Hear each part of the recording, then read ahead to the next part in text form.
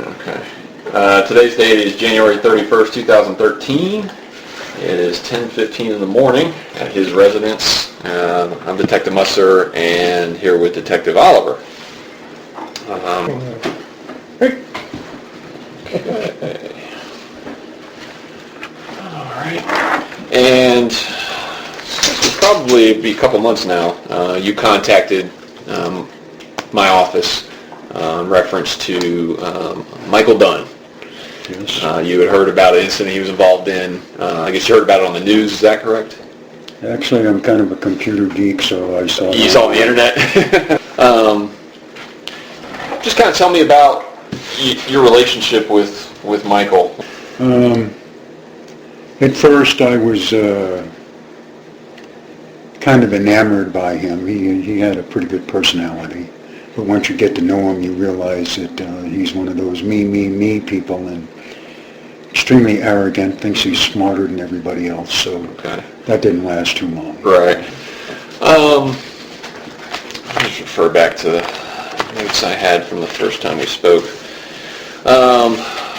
You mentioned to me, I believe, that you had had a conversation with Mr. Dunn at one point where he was requesting your help in getting rid of a problem he was having, I believe. Could you just elaborate on that? Kind of tell me a little bit more about that. Well, his family was involved in the computer industry. The company that they owned was Dunn & Dunn Computer Solutions. And they had a client that apparently had sued them. A client whose name was Greg Walker. And I guess they were going through a lot of problems in the process, and he approached me one day complaining about this guy and saying how he'd like to get rid of him, or, do I know anybody that would... Do I know anybody, or would I be interested in helping him alleviate his problem? Mm-hmm.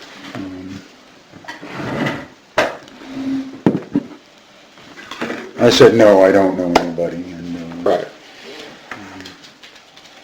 So the subject of money never came up, but there were other people there when this conversation took place. And I know who those people are, and I can give you their names. They want to be left out of it, quite frankly. Okay. Because they're afraid of this guy's family, not necessarily him, but his family. Okay. So he made this offer in front of several other people? Well, at least one that I can direct you to. Okay. We'll address that later on. I think you'd mentioned, too, that you had also been aware of some financial fraud that he had committed? Yes, he was developing a computer system for, I'm not sure if you're aware of the corporation, but the Psychic Readers Network. Okay. It was a nationwide thing where they had all of these so-called psychics, and they had to have all of these people linked so that they could charge their clientele. So he built a computer system for this company, and he worked directly for them. And one of the things that he was doing while he was building this system, pardon me, was the vendors for the different equipment that he would get would give him certificates or rebates for the equipment. In other words, if you buy a hard drive, we're going to give you a $60 rebate or whatever. Right. Instead of turning those rebates into the company that he was working for, he had them sent directly to him. Okay. And he would come home with stacks of checks. And I'm talking thousands of dollars. And he would cash these checks himself instead of turning them back to the company. Instead of going to the company and saying, hey, look, we got a break on these hard drives or this, power system, whatever. He charged them a rate, wasn't letting them know he was getting basically a payback, a kickback almost on it, a rebate, and he's keeping it for himself. Correct. Okay. And I don't know if he did it to keep from coming up with being suspicious or what, but he would even have these checks made out into his children's names. And they were like, at the time, what were they, about 5 or 6? Becky was before school and Jackie was 8 or 9. At any rate, he used to brag about it. He thought it was really great how he was. Making money that way also. Okay.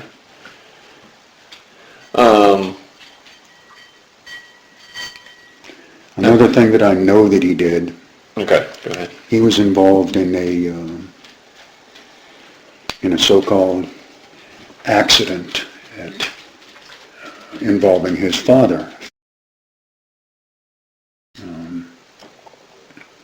where his father was drilling through the hull of a boat, B-O-A-T, not Okay. a bolt, B-O-L-T. All right.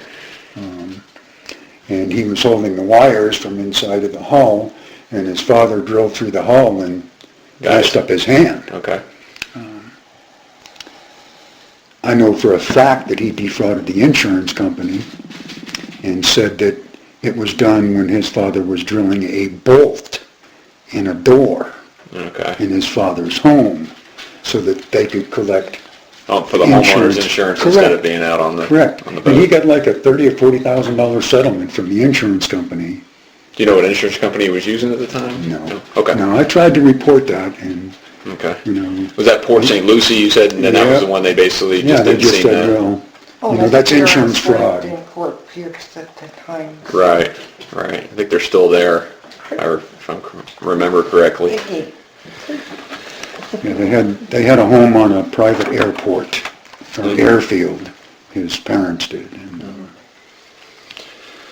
Yeah, because I know he has owned a plane in the past, and he's got his pilot's license, and I think I think he had a little incident with flew over the over Cape Canaveral a little too close. or Kennedy Space Center. Yeah, that area a little bit too close. Was he married at that time? Yes. Okay. Yeah, and that's a whole different. That's a whole different nightmare. Okay. Okay. And that had been his second wife. That was the second one. Right. And she was from Mexico. Okay. And his way of controlling her was the fact that she wasn't a citizen. Okay. Even though she had 2 daughters by him. Okay. He would threaten her with having her deported and she'd never see her girls again, things of that nature. And how are you aware of that? Because that was She'd the come to first our house thing she crying. told Okay. us. She come to your house and basically complaining and Well, crying, and terrified. Yeah. Okay. She was terrified of this Terrified guy. of him? Yes, there was no question. She was scared to death of him.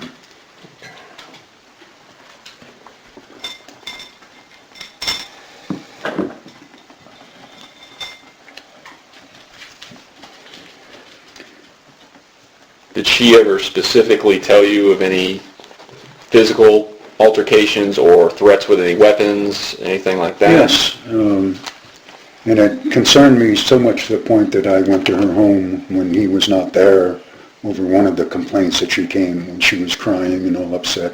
Told me that he had put a gun to her head and that he told her that he was going to blow her, effing brains out if she didn't do what he told her to do.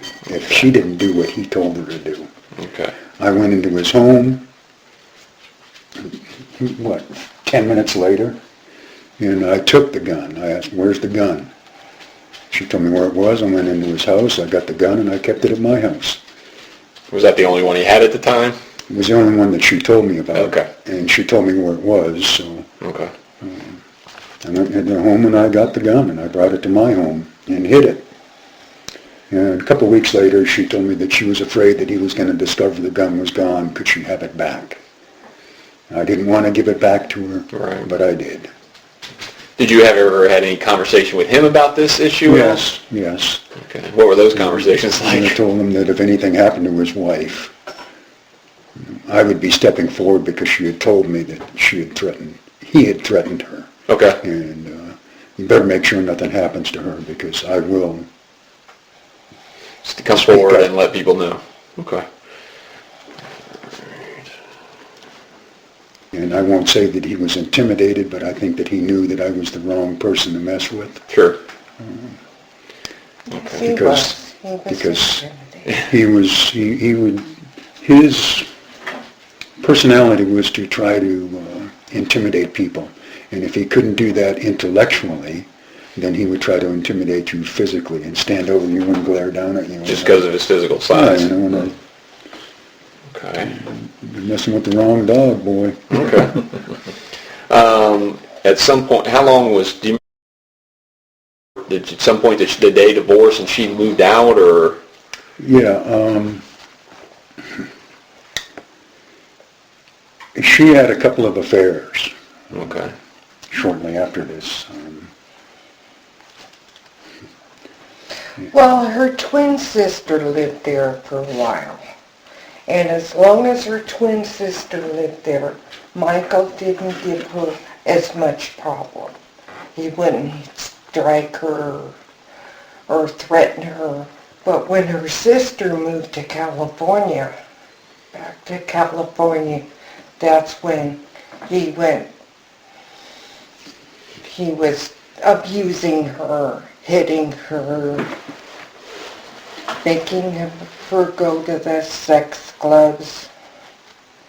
That was... They would.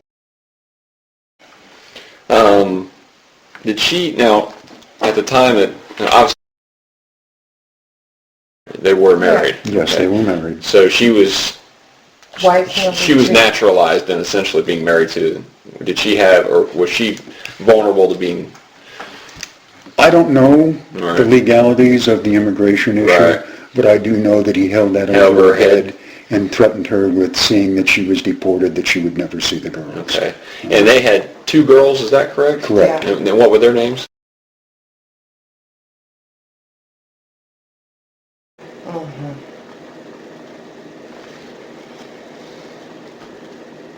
And roughly how old would those girls be now?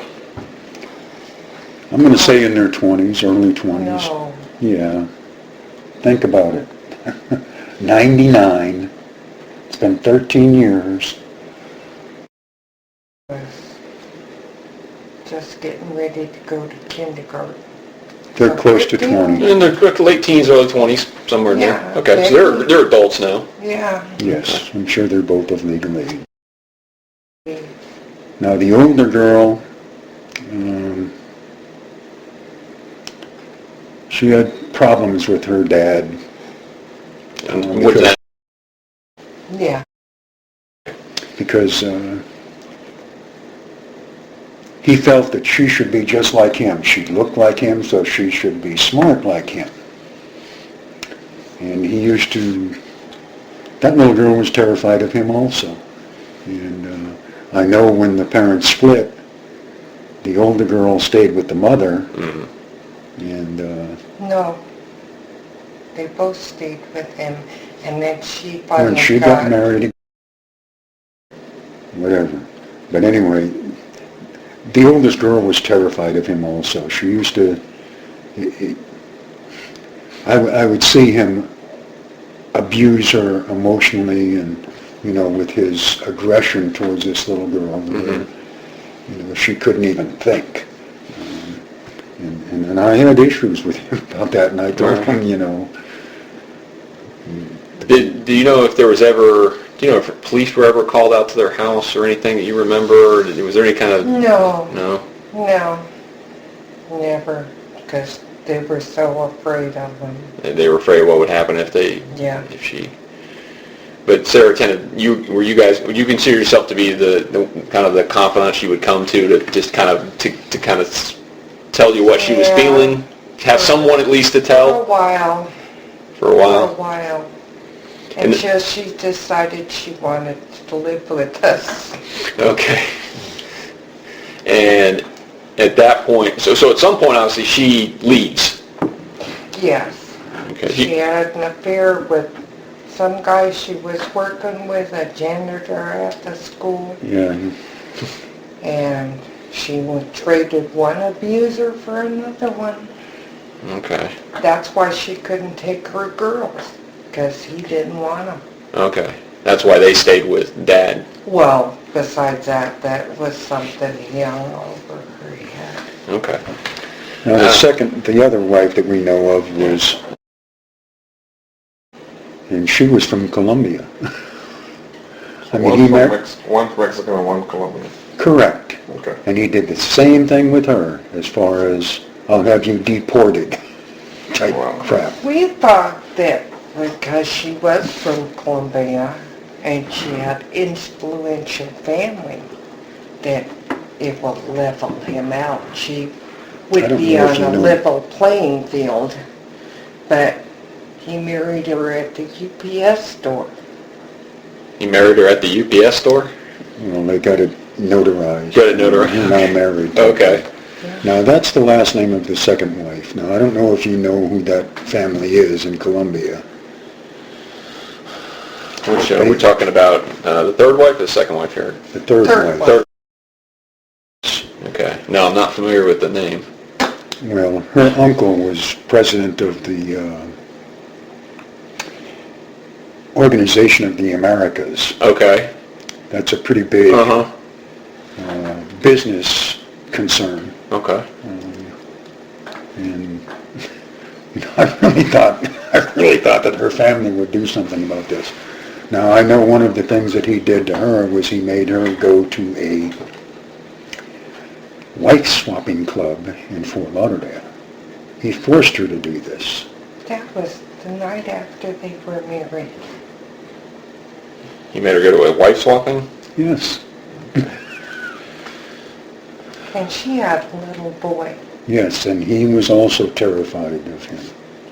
Well, was that little boy, was that Michael's child, or did she have when she got married? Her child from a previous marriage.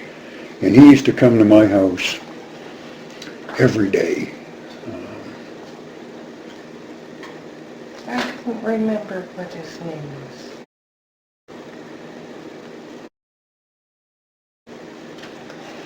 All I know is that they split up for a brief time. And he was so glad to get out of that house that when his mother, decided to go back with Michael, he told her, "I won't come back with you." He wanted us to adopt him. Yeah. She gave up her child to go back with him, which was sick. I just didn't understand it. Mm-hmm.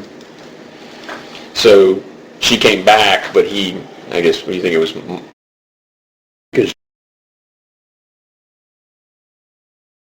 At that point, or No. when he didn't come back? No. Okay. Okay.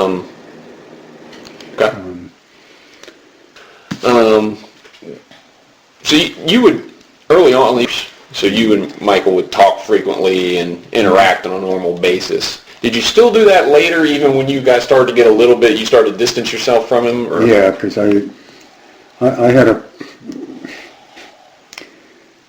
grew up in an abusive home, and I had a problem with people that beat on their wives and intimidate their children. Mm-hmm. I have a problem with that, so naturally I gravitated away from it because Gotcha. I would get very angry to where I didn't know what I was going to do. Exactly. Instead of kind of removing yourself from being around that individual.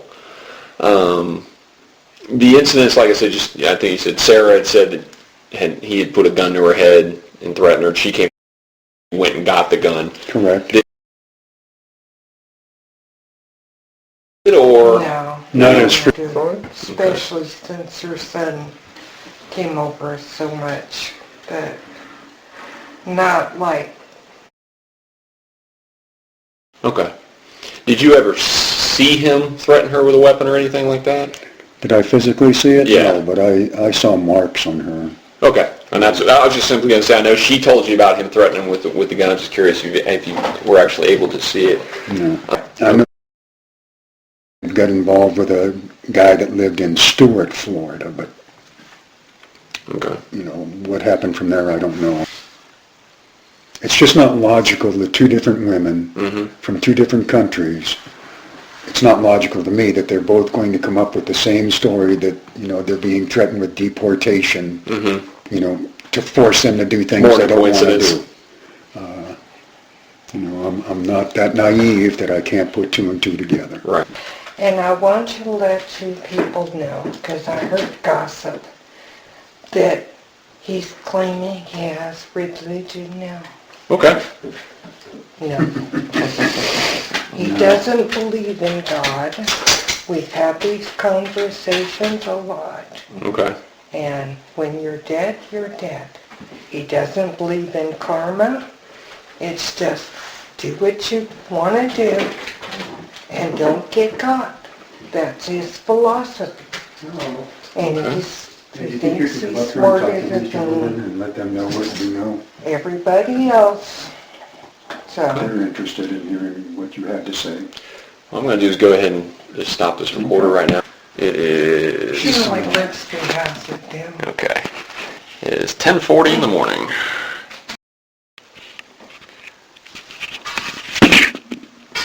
Okay, it is 11 o'clock in the morning on January 31st, 2013. Detective Musser, Detective Oliver, okay, and you all were living next door to each other, is that correct? Correct. Okay, and you became friends, or is that Correct. the correct term? Would you call it friends? Are you about, age-wise, are you close to each other, or what's the age difference? I'm not sure of her age difference, but I think she was a few years older than A few me. years older? Okay. Like 11. You mentioned that confide in you when issues she was having with Michael. Correct. Okay. What were some of those issues that she would confide in you? That he was verbally and physically abusive towards her, that he would force her to engage in physical relationships with other people while he watched or participated. If she refused, he would threaten to deport her back to Mexico and she would never see her children again. Mm-hmm.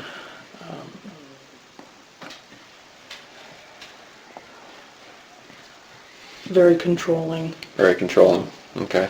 And were you actually witness to some of the physical abuse between Michael? Yes. Okay. What kind of abuse did you witness? Him hitting her, kicking her, verbally Verbally abusive? abusive, yes. Okay. When you say hitting, was it open hand, closed hand? Both. Both? Where would he hit her? Would he hit her all over? The face, the chest, the head, Okay. upper body. Okay. And then when she was on the ground, he would kick her. Okay.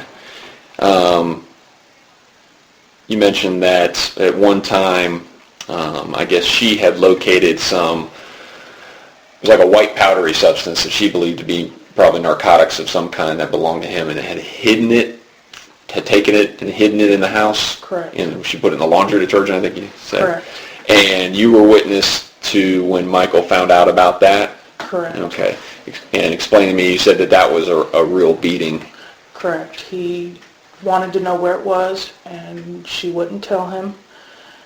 And he was screaming at her and demanding it back. And she wouldn't tell him, so he proceeded to, started pushing her. And she originally denied it, so he slapped her. And she still wouldn't tell him where it was, and so he started to punch her. And when she was on the ground, he was kicking her and straddling her and punching her. Okay. Did you interject yourself into this altercation? Yes, I got between them, screaming at him to stop, grabbed her, and we ran out the front door. Ran out the front door. Okay. You had discussion, I guess you said that you were trying to get her to call the police or leave him or do something to get away from that relationship. Why did she say that she wouldn't do that? He would repeatedly threaten her that if she left or called the police, that he would get her sent back to Mexico and she would never see her children again. Okay, so he held that over her head and basically to control her. Yes, and on several occasions he, you know, said that she informed me, I should say, that he also threatened to kill her if she reported it. Okay. And she had told you that he had threatened her with a gun before? Correct. Okay. You didn't ever witness the gun threats before? Okay. What did she tell you he would do with would he just threaten her with it? Put it against her head, threaten to shoot her. You got a dirty Her words were face. blow her brains out. Okay. But again, I never witnessed that. That's Right. just what she told me. Okay. Did you ever have much interaction with Michael? As little as possible, but yes, he would speak to me. Okay. He would try to joke with me. I tried to not interact with him due to what What you knew was going on? what I knew about him, what I've witnessed, Okay. and the person I knew he was. Okay. So when she finally, do you remember when it was about that she moved out or left finally? I don't remember the exact time. All I remember is I did go with her to several different apartment complexes to You look basically at... assisted in getting her a place to come and stay, Well, I helped her look at apartments. look at places? Yes. I meant, when I say assistance, just Yeah. simply went with her to help her Yeah. look for something. But how long do you think it's been since you've even had contact with her? Since when she moved out, that Okay. was really the last time. Early 2000s probably, or I'm guessing About that, probably. sometime in that range. Okay. Yes. Right about the time she would have left. Yes. Okay. Excuse me, sorry. It was after Chris died.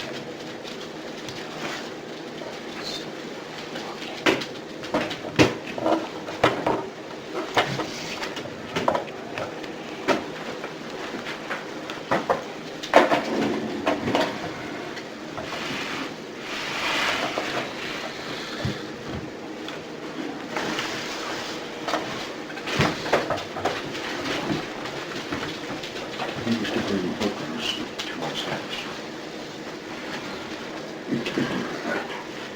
It's been right through here. Excuse me. No, you're fine. Yeah. Got it.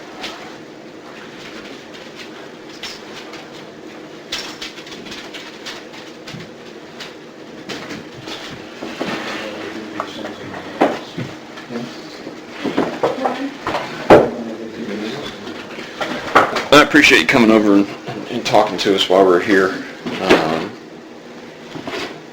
Just helping us get some more background information. Just real quick, I know we mentioned talking about when he asked you about getting rid of the problem he was having. I think you indicated that it may have actually been on more than one occasion he brought it up. Yes. Okay. And he told you it was this individual, what was this individual's name it was? Okay. He lived in Vero Beach. Okay.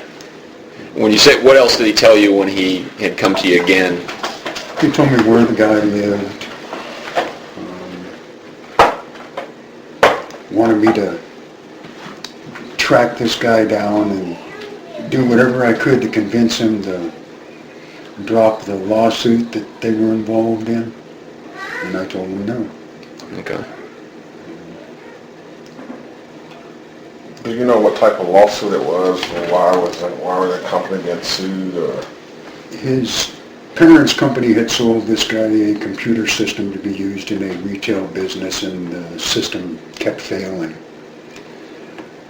So the guy was extremely upset and refused to pay for the system, and in fact filed a lawsuit against his parents, or actually their business. Mm-hmm. And part of the process that this guy apparently wasn't aware of, that he couldn't just sue them, that had to go through arbitration. Okay. And an arbitrator would determine the outcome of the case. And on more than one occasion, Michael Dunn came to my home telling me how this guy was lying and how he was fabricating stuff. And he really needed him to disappear, that,